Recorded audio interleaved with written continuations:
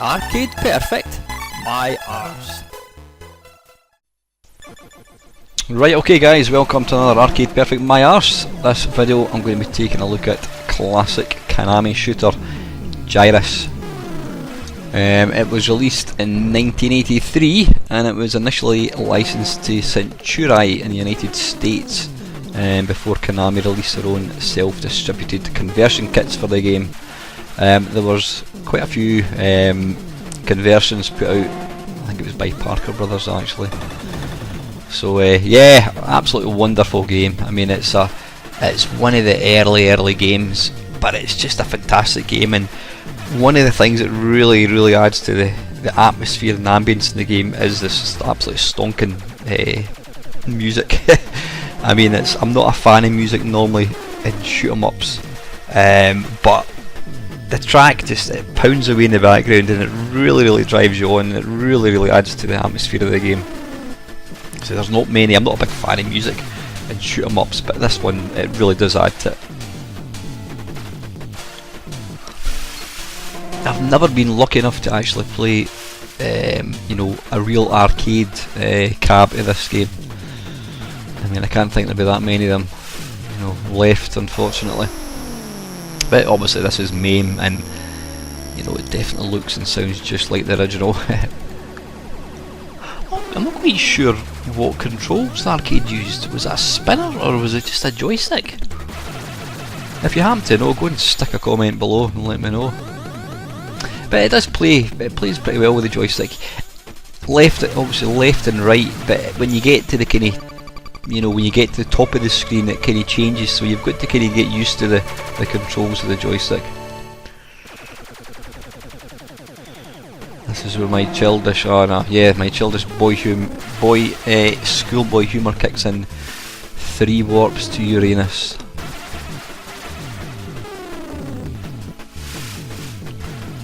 I'm sure had this game featured in Games Master, Dominic Diamond would have had an absolute field day. Now you can, once the baddies sort of swoop into the background and you can see them congregating in a little group, you can actually still, you can actually still shoot them. You can see there's 2 there. I think I managed to kill one of them. Yeah, there you go.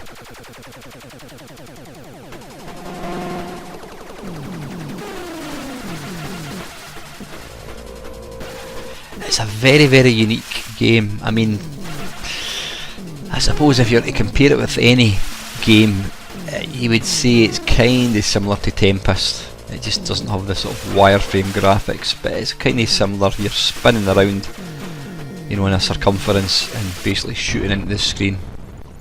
I prefer this to Tempest. I know Tempest is an amazing game, but I mean, unfortunately Tempest does require a spinner to be usable. Whereas this game is perfectly playable with the joysticks. That is the arcade one, so let's take a look at the Atari 2600. Yep, you've guessed it. There was even a version released for Atari's seminal wooden console thing. And it's even got music, would you believe?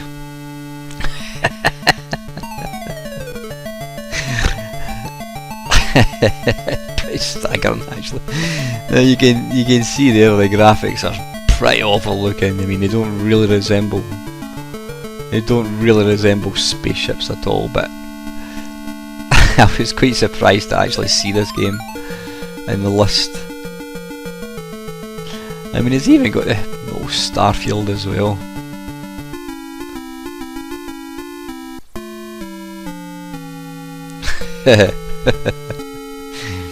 And it controls pretty well. I mean, the wee spaceship moves around the screen. I'm assuming the little yellow things there are obviously the sort of bombs which you need to try and avoid.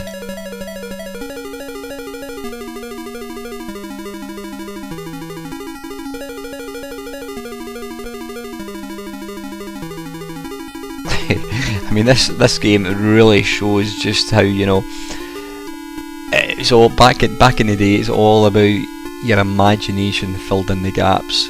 If you were playing this all the time, you had this back in 1983, whatever it was,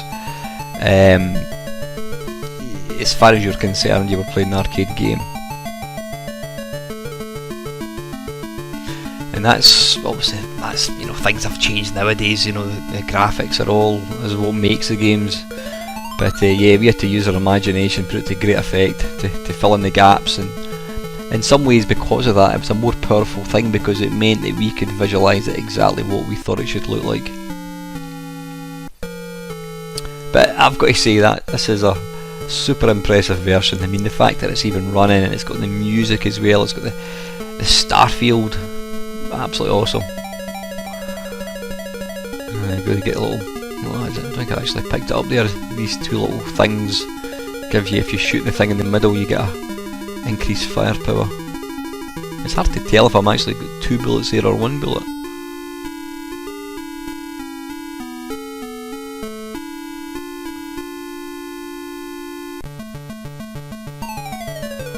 So there we go, that's us arriving at Neptune, I think it is. So that is Atari 2600 one, that's super impressive for what it is. Right, next up is Atari 800. Not sure if this ran in the 400 at all.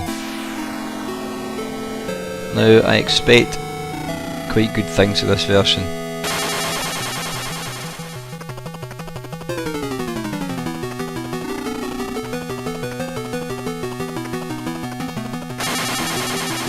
Ah, bugger.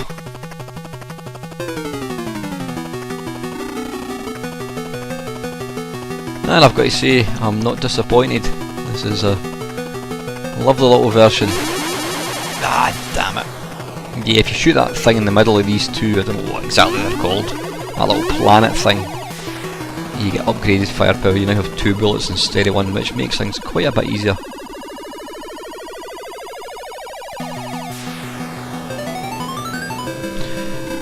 And again, the super impressive music is present and correct.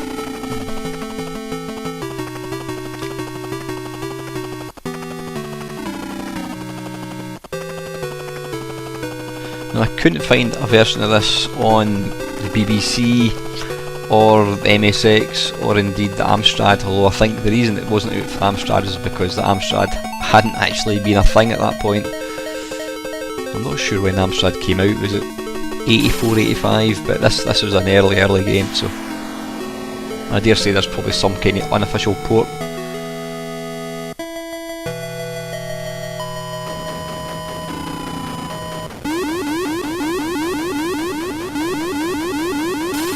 And you should always be able to get a perfect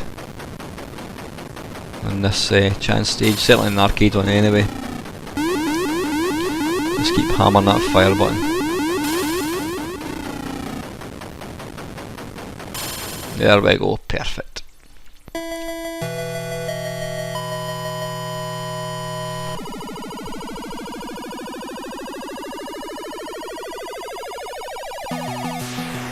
And on to Uranus we go.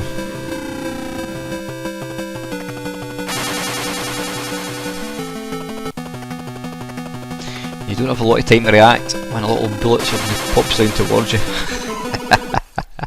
Anyway, that is a lovely Atari 800 version. Right, this is the one that I used to play back in the day. This is a Commodore 64 one.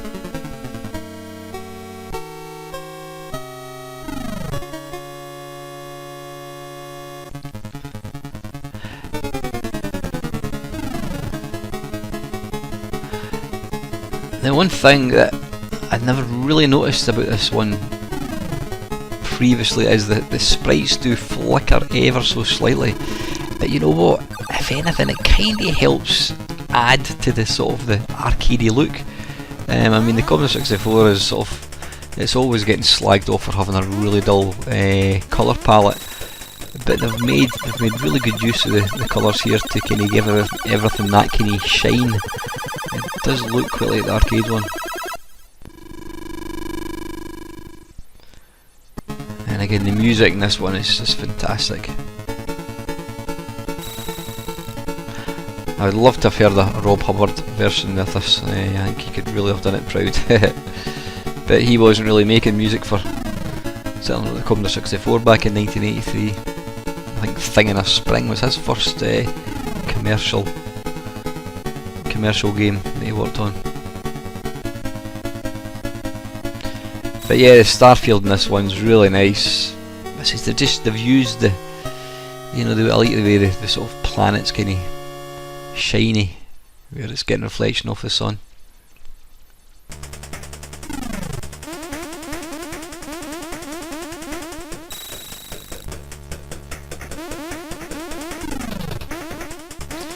Yeah, it's never a good move to stay still too long in this game. You should really kind of keep moving.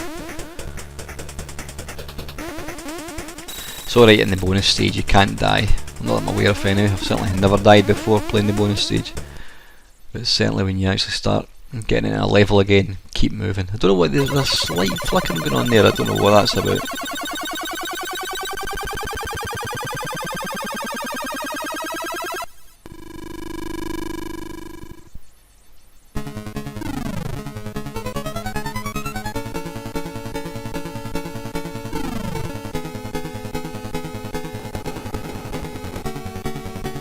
Yeah, you can see you can actually destroy the little baddies when they're sort of camped in the middle of the screen here, so just keep blasting all the time and you can take them out.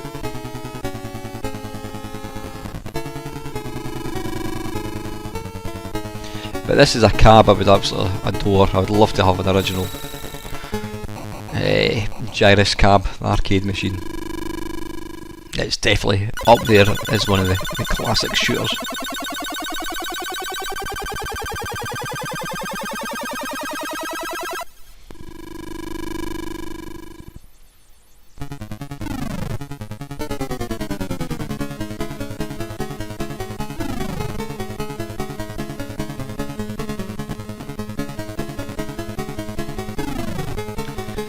Right, we'll get to the end of this level hopefully, and then we'll move on to a different version. I don't want people to think that I'm being biased towards the Commodore 64, perish the thought.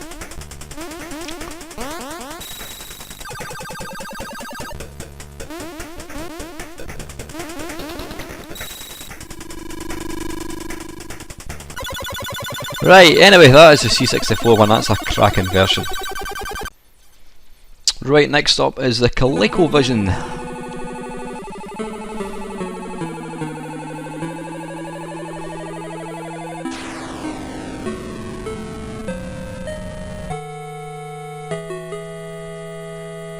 It looks very similar to the C64 and the Atari 8-bit one.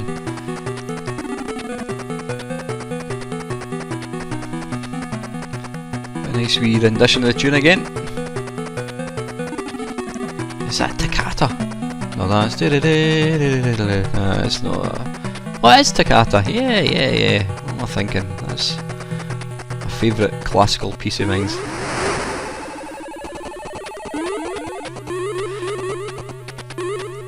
Now, one thing I noticed about this version, I don't know whether it's a limitation on the Coleco, but let's be honest, the Coleco is an old machine. Is it appears, apart from your chip, it seems to be that all the baddies are in a single colour. I don't know if that was some sort of limitation on the actual hardware. And the stars are blue rather than white. But I'm being Mr. Picky from Picky Lane, Pickford. It actually feels and plays really well.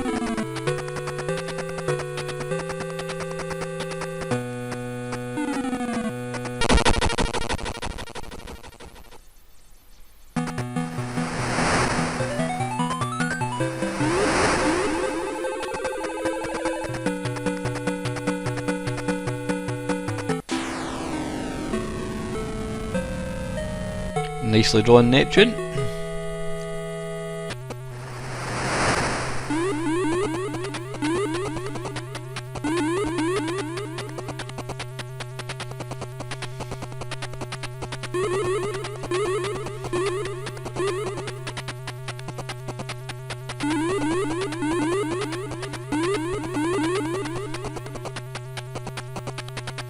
Ah, bugger.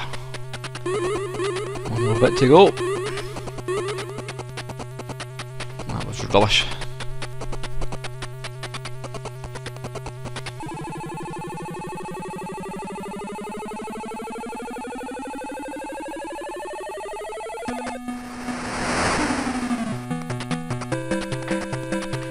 be interesting to see what a sort of an HD makeover of this game would look like. Can you imagine the same mechanics but with some real kind of like lighting effects? You know, get Jeff Minter to remake Gyruss. In fact, that's what he needs to do. Jeff has made a ton of Tempest clones. What he needs to do is he needs to do a remake of Gyruss. Although of course he's got the problem of getting the license off Konami. But yeah, Gyruss definitely needs a remake. So that was the ColecoVision. This one is the most up to date one. This is the NES one. Now this came out, I think it was it 1991, something like that. This was, or maybe not quite as late as that, but this was a much later game. So I would expect it to have better visuals and possibly some slight modifications. I'm glad to see they've got the tune intact.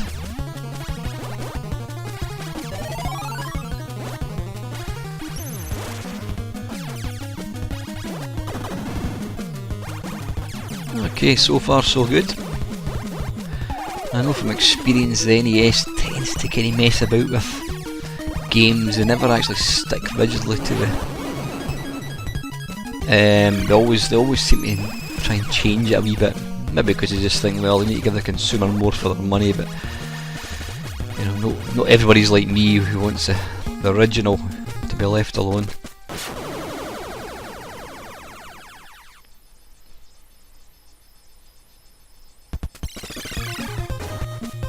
Ah, okay, there we go, just what I'm saying.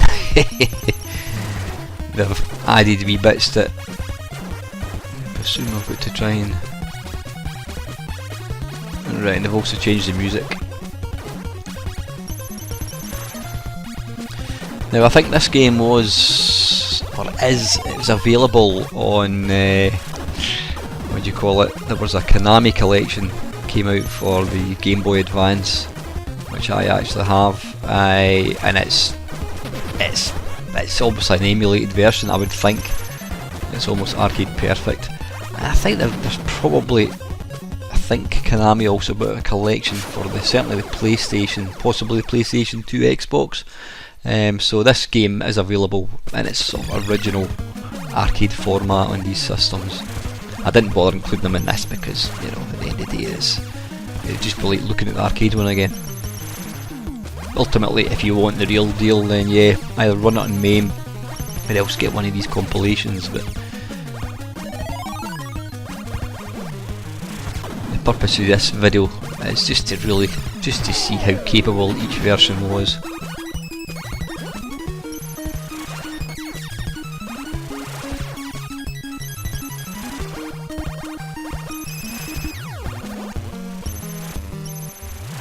I mean, it's pretty faithful to the game. They've obviously added in a few extra.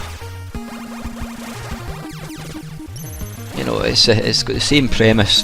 You're shooting into the screen. You've got stuff coming out towards you.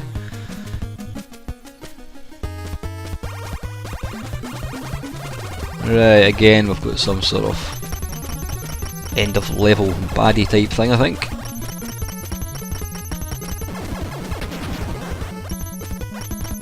It's not a bad thing. I mean, I think what I would like, if I had bought this back in the day, I think I would like to have had the original version or the sort of the enhanced version. You know, just an enhanced version of the original, but you know, don't add any extra levels or firepower. Just make it a straight port of the arcade one. That would have been quite nice.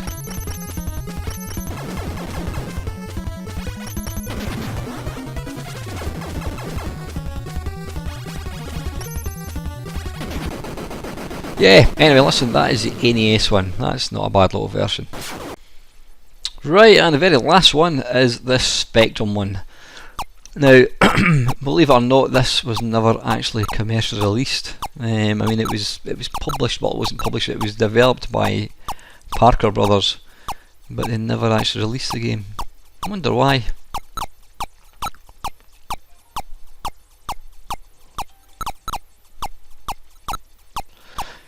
Right, well, straight off the mark is the lack of music. Now, like I said, I'm not normally a fan of music in shoot 'em ups, but this is the one exception. The music really adds to it, and it's it just feels slightly, it's lost something with not having any music. Another thing as well, I'm just trying to see the baddies actually, when you miss the baddies, are they congregating in the background? I can't actually see.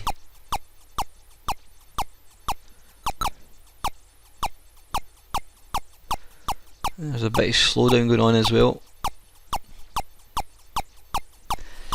It's possible that they just didn't really think it was good enough to release it. You know, the public were probably wanting more modern games and stuff like this, but anyway, yeah, let's have a look. Atari 2600, really super impressed with that version considering the limitations of the hardware. The Atari 8-bit one is an excellent version, really sticks faithfully to the arcade one. C64 one again is a fantastic conversion with probably the best music in my opinion. ColecoVision is a nice little version. Yeah, it's sort of monochrome sprites, but you know, still plays really well, still looks like the arcade one. The NES one, again, it's obviously it's the most modern version, and it does obviously tweak the gameplay slightly. It introduces other elements to the game, and then you've got the Spectrum one, which it's not the greatest version. You know, yeah, it's Tempest, I suppose, but it definitely lacks not having the music. So I think I'm going to go in third place, bronze position. I'm going to go for the ColecoVision. So it's an excellent version. Sprites are monochrome, but it plays really nice. In silver position, I'm going to go for the Atari 8-bit. I say it ticks all the boxes. It's an excellent conversion, and if anything, maybe slightly technically more impressive than the C64 one because the sprites don't flicker. But I'm going to go for the C64 one in gold position. It's the one I played back in the day, and even playing it now, although the sprites do flicker slightly, it doesn't detract from the gameplay at all. And if anything, I think it just kind of helps to add to the kind of glowiness of the visuals, and you know, it does feel like the arcade one, and I think it does have the best music as well. So that's what I'm going to go, Commodore 64 in gold place. So that is it, guys. I hope you enjoyed watching this feature. If there is a game you want to see featured in the Arcade Perfect My Arse, just put your comments below. Yeah, that is it. And finally, thank you very much for watching.